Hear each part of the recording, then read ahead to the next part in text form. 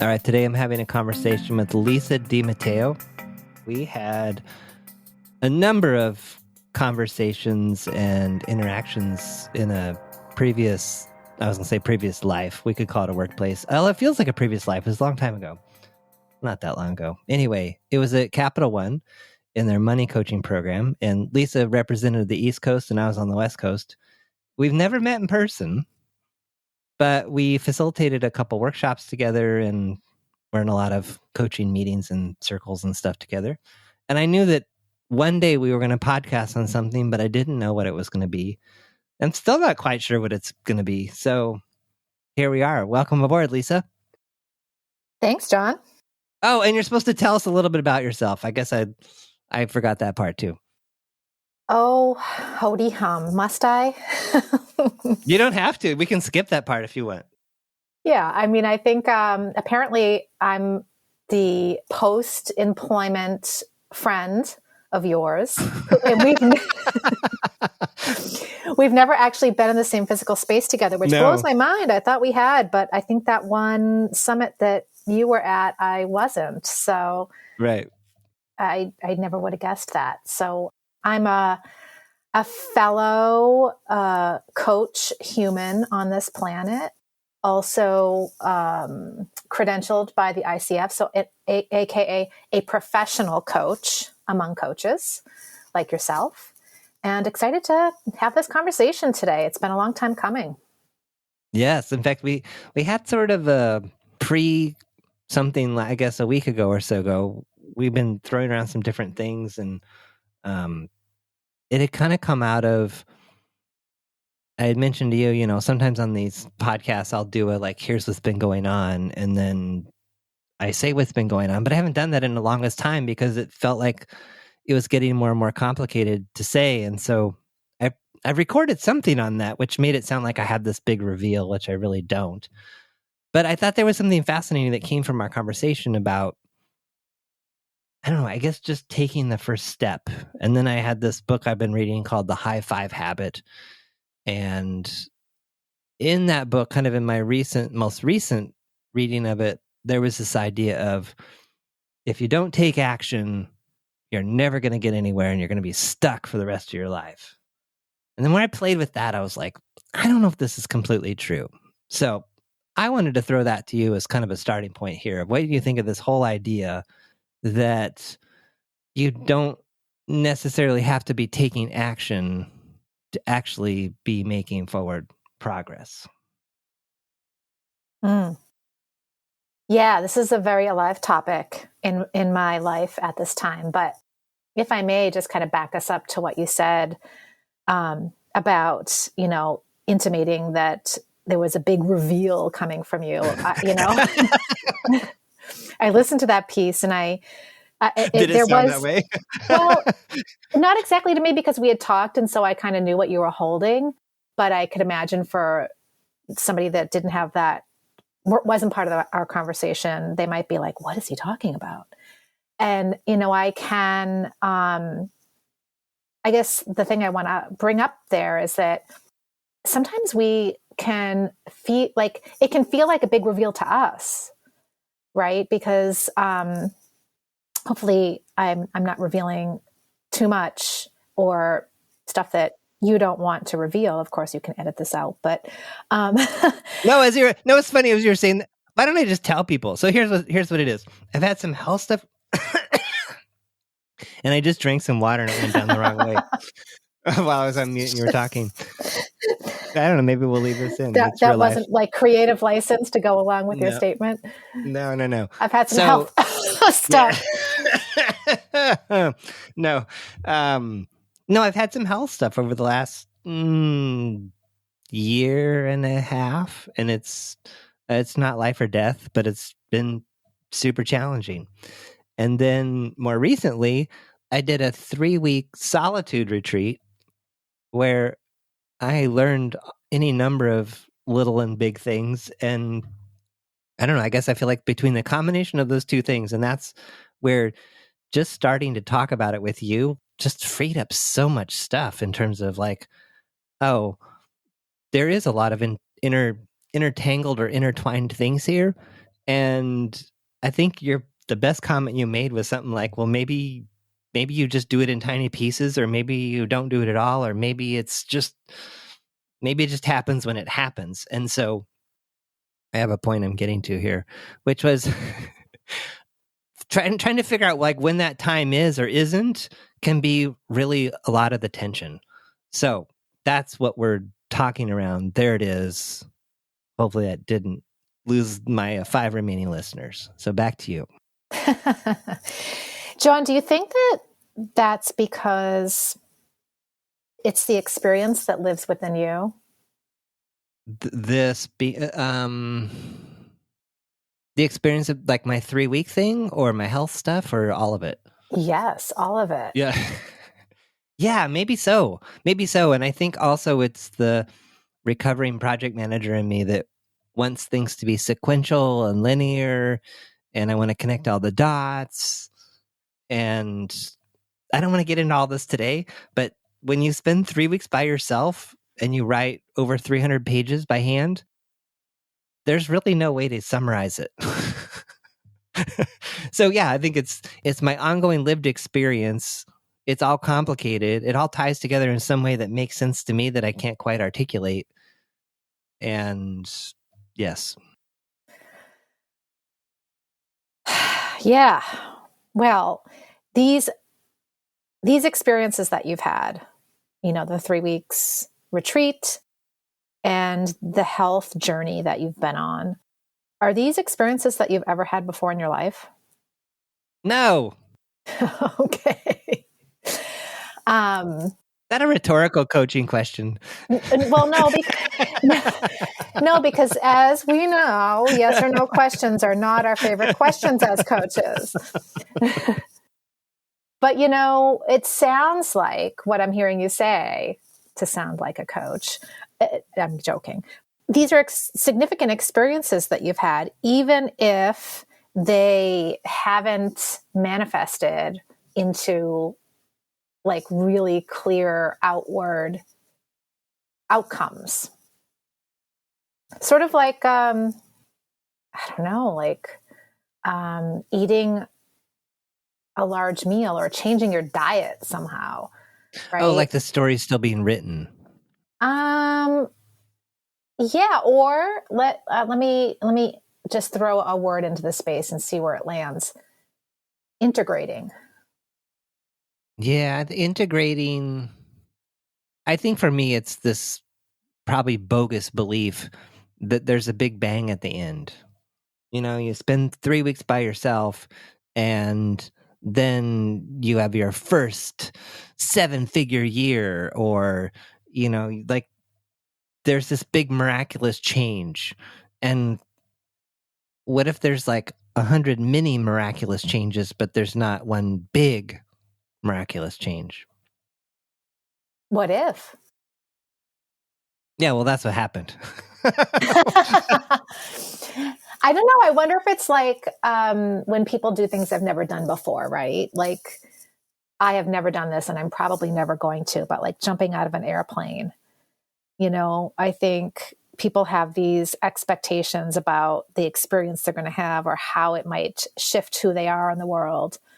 And I wonder how many people listening to this have spent 3 weeks in isolation. I don't know if you're out there. It'd be fun to compare notes. Yeah. Yeah. But back to this like comment of being versus doing, and also like the topic of you having this experience and feeling like compelled to see or feel an experience and or share an experience. I think that there's a lot of pressure. Sometimes I don't know where it comes from, but I know that we as humans tend to put it on ourselves, that when we clear the decks in our life for an experience of being, right? Like you were being for 3 weeks, clearing the decks to make that happen is actually doing, actually. A lot of it. Oh my gosh. Yes. For real. Yeah. I mean, what had to be possible for you to have this experience? What needed to be done to have this experience? Well, mostly agreement, buy-in, support from my wife, and clearing my calendar. And now we're getting into it. clearing my calendar was actually like way easier than I thought it was going to be. But again, that could be a separate. I feel like we're drifting from our original topic, and maybe I got to just let that go. Or bring it back and let's see where it takes us. Okay. So to answer your question, yes, there was a lot of. So this notion of being and doing, maybe that's not familiar to some people. It's the idea of action versus. How would you describe being?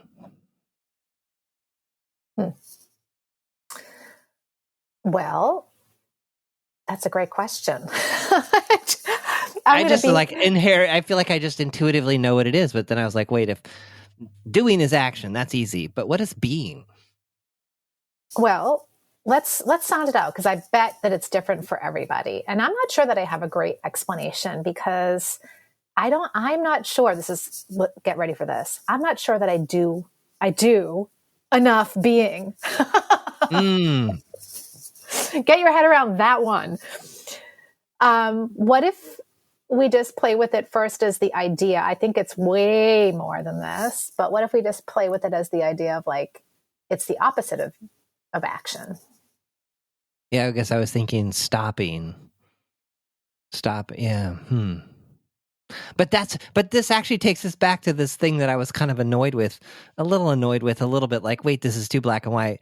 When Mel Robbins is saying in this book, if you don't take any actions, nothing's ever going to change. And feeling like, well, what does that really mean? Maybe it's more complicated than that. Yeah, I'm sure we could sit here for the next however many minutes and split hairs about that. I'm sure that people will change the channel pretty quick. I'm thinking about, in my own coaching practice, how I talk about the difference between being and doing. And I don't define it. Otherwise, I'm sure I would have had something to serve up for you. But here's a thing that I want to throw out. Oftentimes people will hire a coach or a therapist or some other person. They'll go to some other person to figure out what it is they're supposed to do, what they're going to do, right? Because it's so much easier to have that experience outside of us than it is for us to jump inside of our own intelligence and figure that out, right? Yes. So that's Staples' easy button. I think what's interesting is the process of coaching, and this gets revealed to anybody who has experienced coaching pretty quickly. The experience of coaching helps us explore the be. So how are we being right now? Right? And I'm just going to put words to it just so maybe this helps define it. Well, I'm being resistant. I'm being scared. I'm being stubborn. How do you want to be? Well, I want to be motivated. I want to be courageous, and I want to be excited. Okay, so those are like all B words. Then we explore what the doing might look like in order to get to how we want to be. Now, that's just one way of, having a coaching conversation. But in the coaching conversations that we have, and tell me if this is true for you, John, because I'm just speaking about some of the experiences that I've had. There is a distinction between the be and the do, and that I like to say that we can do anything. I mean, we can get up, God willing, on any given day and make something happen. But what's the thing we want to make happen? And that thing we're going to do can be best informed when we explore the be. Yes. Or I would say like who we are being. Yeah. Who we want to be. Yeah. And I guess I must directly relate to this from actually being coached and like a very specific situation I'm thinking of where I wanted a different relationship with a particular person in a particular context. And it really came down to who I was being, not what I was doing. And that, okay, if we want to tie it to coaching, that's what I find. People come to me, they're like, well, I want some tips and tricks on, how to have a better conversation with this coworker, and so that they will do this, so that basically things will be different, or it'll be easier to work with them, or we'll finish this project. And then the challenge but I guess what I've seen over and over again is it's who I'm being in that situation. It's not so much what I'm doing. In other words, am I, following the nonviolent communication formula to the T? You could be masterful at like following, active listening or crucial conversations. But if I'm being a jackass, it's probably not going to work. What defines or dictates how you be? Oh, I think it's your heart. Yeah. For me, that's the crux of it. Like, what's in my heart? I think of it kind of as coming from the book, The Anatomy of Peace. Am I coming from a heart at peace or a heart at war? Heart at peace tends to contain love and openness and possibility and acceptance. And the heart at war is judgment. You're wrong. Maybe some victim energy. Like it usually doesn't turn out very well, if ever. Yeah. So that's interesting because, one of the things that we do as coaches is we help people explore what they believe. Right. So this will tie into what you just said. Like, I was getting ready to disagree with you, and then no, that would have been more interesting. Well, I was getting ready to bust it, like, I disagree. However, when you brought up those two concepts in Anatomy of Peace, I can't debate those, because I think that even though there are things that get in the way of our heart, okay, actually, let me say it this way. There are things that get in the way of our heart, right? So even if our heart in its purest form is these things, peaceful, loving, open, generous, like all the things that you want it to be in its purest form, when something gets in the way of that, we can say that's the heart at war, right? So for example, I don't know how real to make this, but is there an example that you have that you want to work with here? Like a current one? Yeah. Wait, what are we working with? Like whatever, my past example, I can't share. Okay. How about the one that's related to what you've been up to? I could, well, I'm trying to think back to this other one, if I could abstract it a little bit. No, I might be able to. I don't know. Play with either one. Go wherever you're going to go. Cool. So let's go to the 3 weeks away. All right. When the idea of the 3 weeks away first came into your orbit, what were your first thoughts? Oh my gosh, that's so cool. I would totally love to do that, but I can't. It's not possible. Right. So your belief was that it wasn't possible. And were there specific beliefs around it's not possible? Oh, yeah. Time, money, commitments, inconvenience to other people. I don't have the time. I don't have the money. I have too many commitments. It's going to inconvenience other people. Is that what you believed? Yes. Okay. Yeah. And then each of them fell away in different ways. Well, it was a combination of two things, though. This is fascinating. It was a combination of like certain things fell away or were naturally going to be taken care of. And there was a point where I had to make a commitment. And it was difficult. There was a moment of like, how bad do I really want this? And then I had to say, okay, I really want this. This is scary. This may not be able to take place because, this health thing I have going on could interrupt it in some way. And then I'll get my hopes up and my whatever, and this won't happen. But at a certain point, I had to just go all in, like all in, all in. And the way I went all in was, I think, I'm trying to remember when I decided. I feel like I decided somewhere in August that I was going to do this thing for the month of October. I immediately started telling people I was gone for the whole month of October. What were the qualities present in your heart when you started to do that? Ooh. I feel like it's different because it wasn't towards a person, it was towards a thing. There was fear. There was definitely fear. Mm-hmm. Which I think is interesting. Fear being the opposite of love, if you subscribe to that. Mm-hmm. There was also a level of maybe certainty, clarity, like, okay, I'm all in on this until something tells me that it's not going to work, or that it's just like, I'm gonna make this as possible as I can make it until it shows itself that it's not. Yeah. Now, some of this was also in partnership with my coach, who was also like in this amazing way, was just like, I am all in on this with you. We're gonna I will do whatever I can to make sure that this is possible for you too. So I guess I had like a co-pilot sort of. And then my wife being just like, yes, I 100% support this.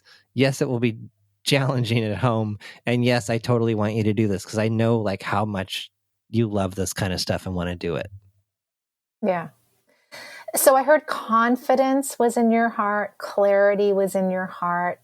And what was happening to those beliefs that you mentioned at the beginning?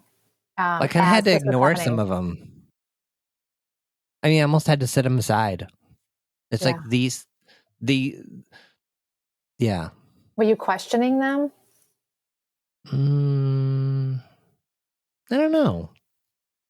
No, I almost, I almost like the money side of like, oh, I'm not actively quote working, earning money during that time.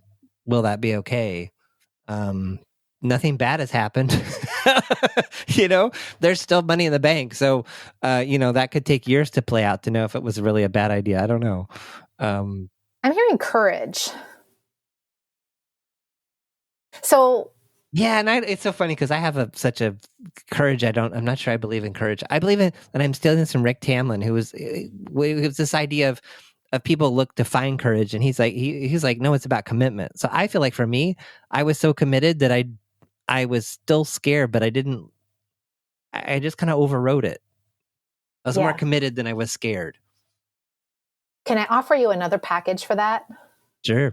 Yeah. Because we're really talking around some material that I think is fabulous. It doesn't originate with me, but it's material that I coach around quite a lot. Sometimes I refer to myself as a self-leadership coach. And through the original source is internal family systems. Oh my gosh, I keep hearing about that everywhere. Well, here it is again. Here it is again. Are we going to talk about parts? I'm joking. I'm joking because I sort of get the parts thing and I sort of don't. And keep going. Well, internal family systems is, I don't know, it's like a system developed by Richard Schwartz. And he has this model that basically describes what self-leadership looks like. So how one healthy adult can, with many parts, can lead themselves through their life. And he basically says there's 8 C's, the letter C, of self-leadership. And we're talking around a whole bunch of them right now. Really? Oh, yeah. Okay, so, what are they? Tell us. Well, so I'll just mention the ones that we've already spoken about, right? And I know you said you're not sure you believe in it, but courage. there's courage, right? And you talked about clarity. You talked about being connected. And what was the other one? We already... can we back that recording up? I forget already, but I can't remember now. In any case, the 8 C's of self-leadership can help us be more of who we want to be, right? And come from our heart more the way we want to come from. So, what the heck was it? I'm just going to say the 8 C's just so that maybe you'll remember what it is. Calmness, clarity, curiosity, compassion, confidence, courage, creativity, and connectedness.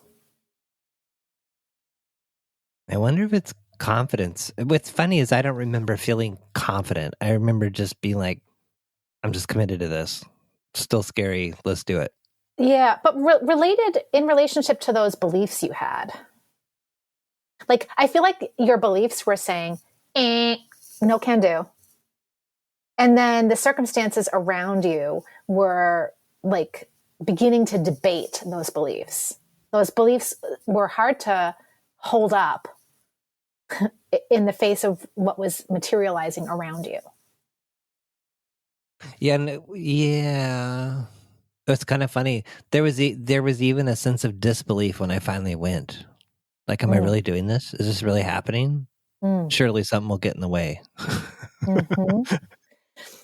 Yeah. Well, let me present my idea on that, because I think what you did is a really radical act, John, if you haven't already figured this out. No, of course not. I'm too hard on myself. Just like, listeners, imagine wiping everything off your calendar for 3 weeks. Imagine leaving your spouse, your child, your home, your regular life as you know it for 3 weeks to go into a cabin or a trailer or a, whatever, a place of lodging in the wilderness where, and I'm going to say the biggest piece of this now, there's no internet. No. There's no internet. You show There's no up. input. There's no inputs. That's what I like to tell people. There's no inputs. Aside from food, the inputs that keep you alive. Yes. There is food and water, but there's no reading materials. There's no books to read. There's no internet. There's no phone. No computer. Yes. There's no paycheck. No. There's no email. There's no chores to do except the ones that keep you alive. Right. There are no interruptions except the ones that you create for yourself. Yeah. And so we're starting to reveal a little bit more about your experience, right? And back to the question that you posed at the very beginning of our conversation, this be versus do, right? You took 3 weeks out of your life to be, yet there's still some doing. There was. No, I love that. There was a definite dance of being, oh, I'm sitting here looking out the window at that tree. Oh, I'm sitting here thinking about something. Did you really dance? Or is that just a term you're using? I'm trying to think. I don't think I did any dancing, no. Okay. I didn't have any music either. What did you do, literally? What did you do? So I ate food. I drank water. Did you cook your food? I cooked my food because I was by myself in this little house. I sat a lot in this one chair looking out this one window out at the woods. there was also, so it was in this living room, there was a chair and a couple of couches. So I would sit in one of the chairs in particular, and I laid on this other couch in particular and looked out the window and often fell asleep there. Mm-hmm. So I was either doing those two activities, I was writing, sometimes I was crying, sometimes I was talking out loud, sometimes I was yelling. Did you brush your teeth? Brush my teeth. I slept. That was so people wonder like what was the hardest part? For me, the hardest part of the whole 3 weeks was sleeping. Not like during the day, but that's a whole nother thing. So, but back to the being and the doing. So I would do these quote being activities, but then it got to a point where, okay, there needs to be some doing. I'm hungry. So then I would get up and make something, or I'm tired of being inside. I'm going to go outside. So then I would step outside and walk into the woods a little bit and then walk back. So I would think of that as doing. And the two informed each other, definitely. Yeah. Yeah. So as you're saying this, I notice personally that I'm a little bit less interested in separating the being from the doing, and just like absorbing the list of things that you just described that you did, right? And point out that those exact things, those things that you did, the cooking, the walking, the watching, the sleeping, the writing, if you rewound the clock a year before this time and looked at your life a year ago, how much value would you place on those things in your life a year prior? I'm not sure I understand the question. How much value would I place on the things that I was doing? Yeah. Let me just. I'm having you try to make a point for me, but I can make it myself.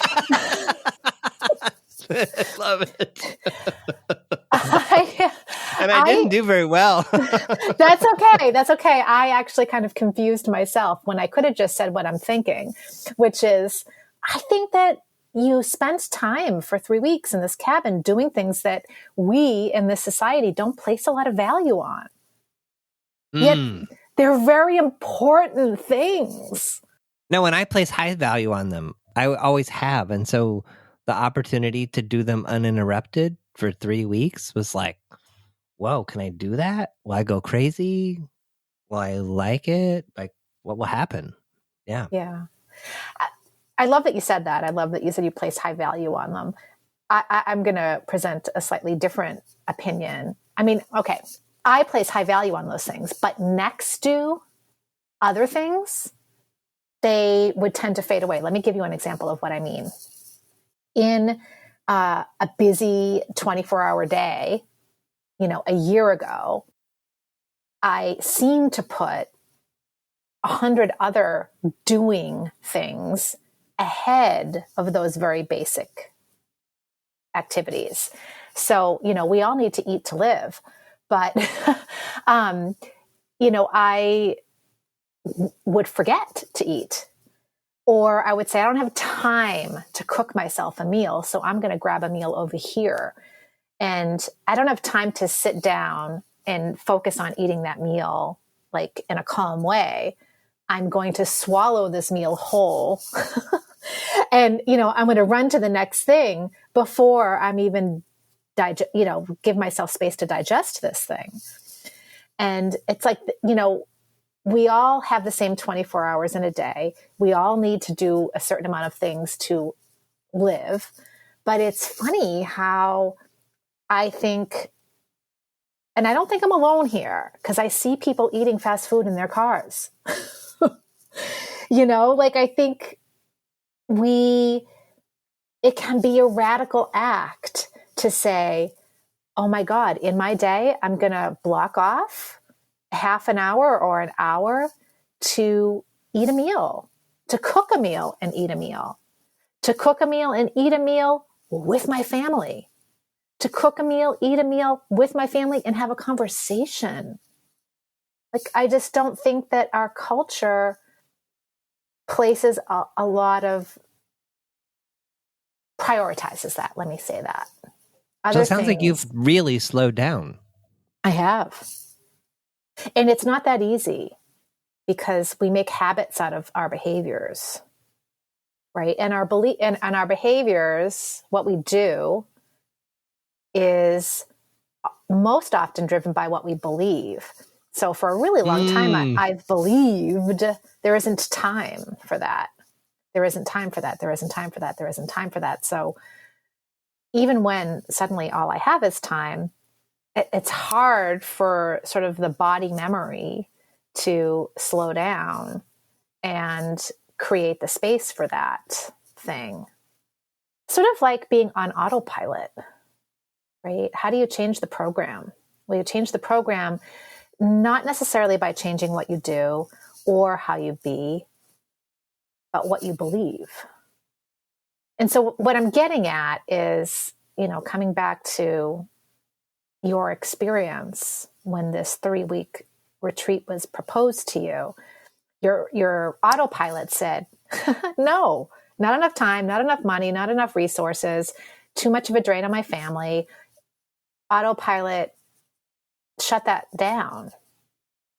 But there was an opening there. There was enough of an opening there for you that those beliefs got challenged by the outside circumstances in your life. And you had to bring some ingredients. I'll propose you brought some of those C's to bear to make this happen. You got creative, like, all right, maybe I'm gonna believe that this is possible, right? It takes a little bit of creativity to challenge our belief, our instant belief. You had to bring into some courage, like, yeah, I am gonna lean into the resources that are being provided to me to make this happen. You brought confidence, like, I can totally do this, right? You probably brought curiosity, like, geez, I wonder what this is going to be like. I wonder what's going to happen while I'm gone. And I still hear you, like, I wonder what is going to happen in my life because I did this. And I hear you searching for the clarity of that. Like, what is the clarity that's coming out of here, out of this experience? And trying to let go of it at the same time. In other words, I went into it trying not to expect certain things, which is difficult to do. And then I tried to go into it not expecting anything to come out either. And yet there still was sort of this sense of like something will. And there were lots of things that came out of it, but yeah, they're still unfolding. Yeah. And when you say that they're still unfolding, I hear, and perhaps because I'm privy to the wider conversation around this that you and I have had, I hear confidence that it will all reveal itself in right time. Mostly. In my best moments, let's put it that way. Yes. I mean, it's not like you're booked with Oprah next month to debrief the experience. No, it would be cool if you were, and I think it would make a great episode. But, the story will write itself across time, yeah? No, it will. What is it right now? Like, I mean, okay, sorry, no pressure, John. What's the story right now? But I am a little curious, like, if there were a headline or a couple of headlines, what comes to mind? Something around resilience. I feel like it increased my resilience. Although it's funny, I'm in a state or a space today where resilience is much lower than I would like it to be. So I guess one of the things that surprised me the most exiting this experience was how long the experience stayed with me. But I feel like as more time goes by, the more it feels like it's starting to fade away. It's been 7 or 8 weeks. Roughly 7 or 8 weeks since I had it. Yeah, so I feel like there's something around resilience, and when you spend that much time by yourself just kind of being and doing, you just you're just constantly practicing rolling with what is. Because the only thing that's getting added is whatever you're adding to it. There are very few external forces. Yeah. Well, and it sounds like all the things that you would add in a normal day are off the table. Yes. Yeah. So, yeah, I don't even know that I have a headline. All I'm accessing in this moment is something around resilience and centeredness and just being with each moment. Yeah. Well, that sounds pretty delicious, because I think that most of us, really yearn for that on a day to day. And isn't it interesting that you got to feast on that experience in a way? Yeah, and that actually reminds me of, because like in this moment, I'm wondering if you find this is true, and people talk about how the quote holidays are so something. I'm curious if you relate to this, and if you have any tips and tricks or ideas. I find that there's something about from Thanksgiving to New Year's that often just turns into a twilight zone of activities, looking for presents for people, planning trips. Just, I don't know, just things just seem to get kind of out of whack. And every year, I feel like the last 2 or 3 years, I'm like, oh yeah, it's going to be that time of the year. It's going to be different this year. And I'm finding myself like right in the middle of it again. I was like, I don't like this. And then I had the presence of mind a couple of days ago to be like, well, what would it look like to just be with what is? You don't like this. Just like, what would that be? What could that look like? So yeah, I don't know. I'm wondering, do you experience the same thing during this quote time of the year? And have you found any ways of making it different? Yeah. Well, I have some thoughts. And the first is like, I always wonder if those people who get their holiday shopping, for those who participate in such things, like those people that get it done in August, right? That you hate. If they have a different experience, if they're having the secret experience that you want to have. And my guess is, though this is the script I'm going to write, I don't think so, because here's what I think. Our culture is infused with so much energy of should, right? There's always something that you should be doing. So let's say you're that person who got everything done in August. You pre-ordered, all your ham or whatever it is that, you eat. You you got all the stocking stuff, everything's done, and yet it's December 15th and you're like, do I have enough? Did I buy enough of this? Did I get enough of that? Is there going to be like this question of enough? Right? Yeah, is this enough of a present for this person? Yes. And, I do want to just take a second to tie that back to, like, many of us suffer from a belief of not enough, right? And that, I don't care how much we've done in advance, we will always have that, and we'll keep our mind preoccupied and keep us running around, even if it's just in our mind, with enoughness. But I think that's one of the things that comes up. And, I have had a lot of time this year, so I'm next to done with everything that I need to do for the shopping, quote unquote, traditions of the holiday as I celebrate it. But I'm noticing my mind is still churning around, right? So I think that there's always a gap between what we would maybe prefer, the way we might prefer to celebrate, and the way that we feel like we have to, because that's tradition, or because that's the way the people around us are, or because there's some cultural idea out there that's invisible. We couldn't point to it if we tried, but it's just there. And also, it's this liminal space of the year. It's this like, I'm kind of trying to wrap up my business for the year, while like doing a really good job at celebrating, because you don't want to fail at celebrating. It's like there's these crazy pressures. And also, one other thing I want to point out is, like you were saying, you were in this cabin and there wasn't any inputs except the ones that keep you alive. There are so many inputs this time of year. And many of them go well beyond the inputs we need to keep us alive. In fact, some of the inputs will kill us if we're not careful. Mm-hmm. So it's just a lot. I think it's really a lot. And I've never been on a cruise, and I probably won't be on one. But, people talk about those all-you-can-eat buffets that happen like at midnight. And that might be the reason why I don't go on one, because I just do not trust myself not to like eat myself into oblivion. But, it's like this time of year is like one of those buffets.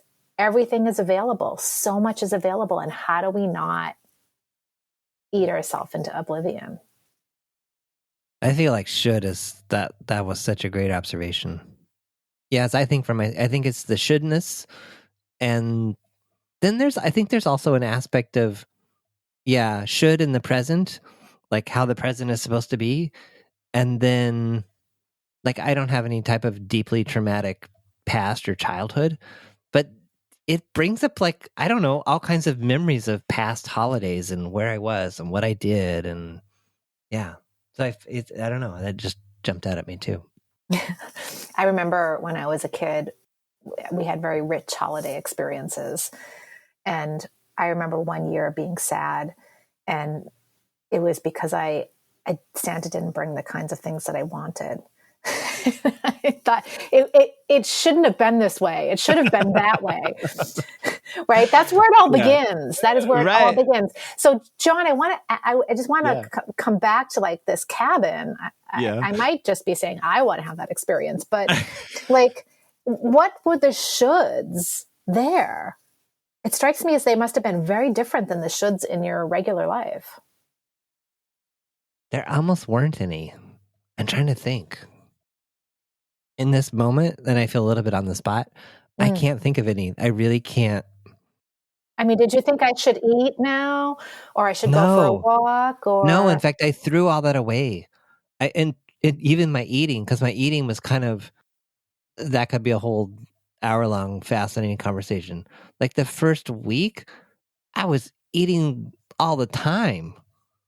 And I remember writing it when I thought, I'm going to be a complete whale when I leave here. Like, but I was able, like, after a couple of days, just to say, you know what? Don't worry about that. Just be here. Just,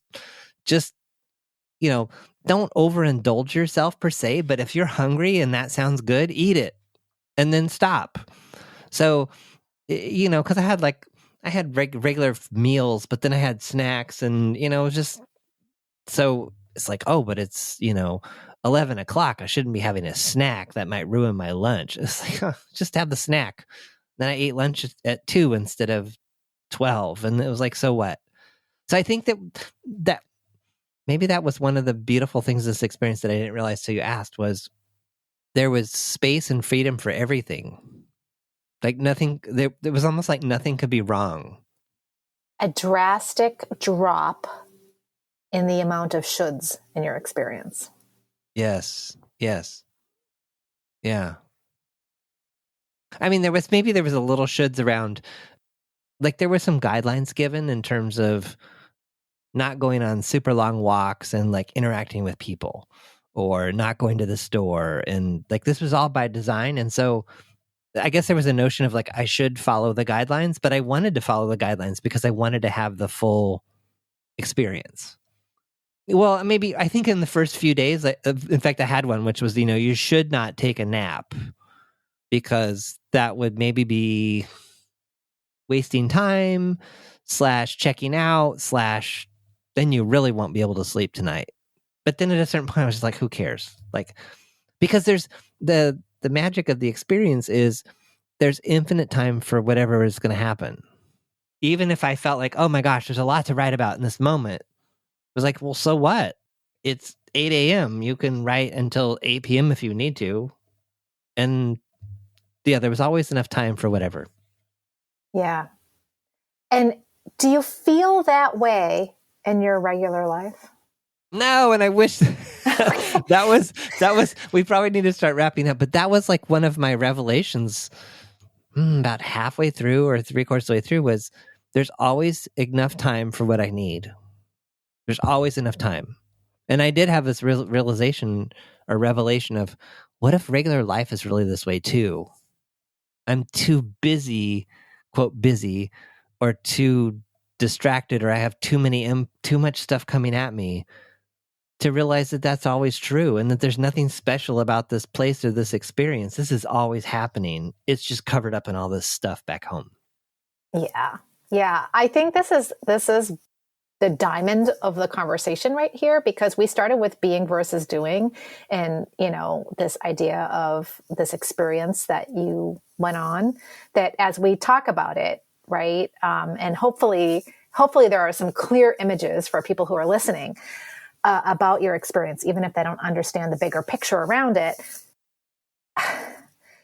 It's a radical act, right? It's what you did brought into question the way that you spend the time in your life. And as I hear you, you know, starting to wrap up here, you're like, well, it is questionable. And I do get to choose. And it brings this other topic up that I just want to toss into the space, right? You started with being versus doing. And, you know, it's interesting that you and I met each other in the context of coaching both the public and inside this large organization in which we worked on the topic of relationship with money. And, you know, this is an area that I love to work in, and I continue to do so because I think it's a very powerful indoor. It leads everywhere. And what you're describing is this idea of scarcity versus abundance. Yes. Right? On anything, like just totally pulling up some of the themes you mentioned, like, I don't have enough time in my life to do this. I don't have enough resources. There isn't enough people to support me. There isn't enough money to pay for it. There isn't enough time for me to stop being paid. There, you know, all these beliefs. And even when you arrived there, you were battling with this scarcity and abundance, right? And we all, I think, okay, now, let me back up. Many of us deal with time trauma every day in our life. Do I have enough time to wash my hair and style it today, or should I just throw it up in a ponytail? You know, do I have enough time to cook myself a hot breakfast, or am I just going to grab a granola bar? You know, is there enough time for me to, is there enough? There isn't enough. Is there, you know, and what about there's enough of everything? There's enough. I don't know. Now I'm going to go all philosophical, and I do not want to do that and lose anybody in this. But think about the ways that scarcity and abundance actually influence how you be and what you do. That's beautiful. Yeah, and I guess along those lines, I would also, a question I often ask clients is, how would you know it's enough, or how do you determine enough?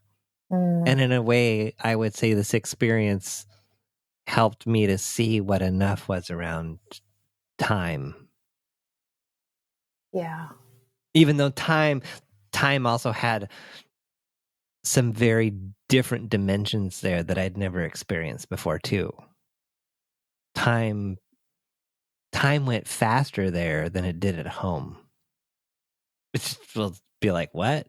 But it did. Without the internet? Yeah. Yes. In a very strange way, the days went much faster than they do here.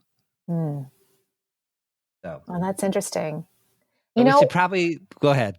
No, I was going to say, you know, one enough question I want to ask is, if you have any through lines to Jeff Bezos, I want to ask, how much is enough?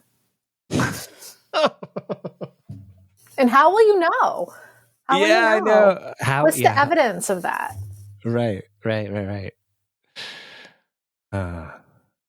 Well, first of all, thank you for doing this with me. Like I said, I had this idea, I don't know, a year ago. I was like, I just feel like we could record a podcast on something. I have no idea what it would be. And I just love your way of pulling things apart and hearing what's not being said and all that good stuff. So thank you.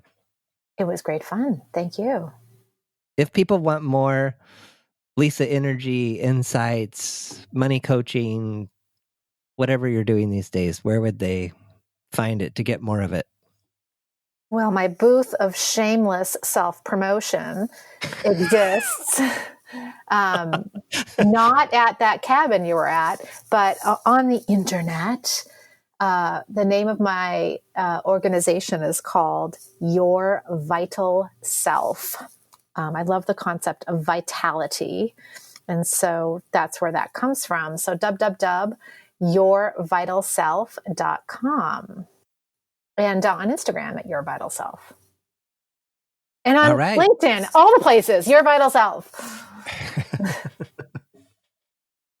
All right. So if you didn't get any of that down and you can't find it in the notes, just search for Your Vital Self and there you will see Lisa. Any parting, closing words to be complete? Let's see. I think I just want to invite anybody who's hearing these words at this time to practice moving through the rest of their day with the idea that there's enough time, there's enough money. Those are the two biggest scarcity mentalities. Just try that on and see what I love that. What it does for your day.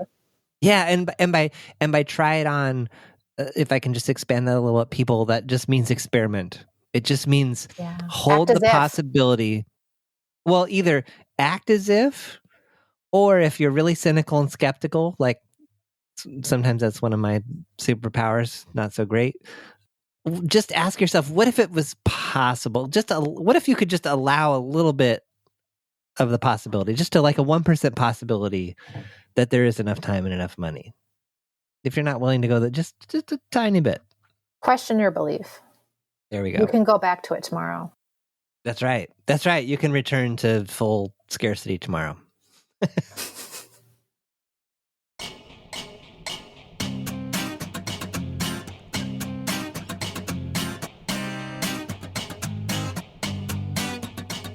Thanks for listening to The John Polster Show.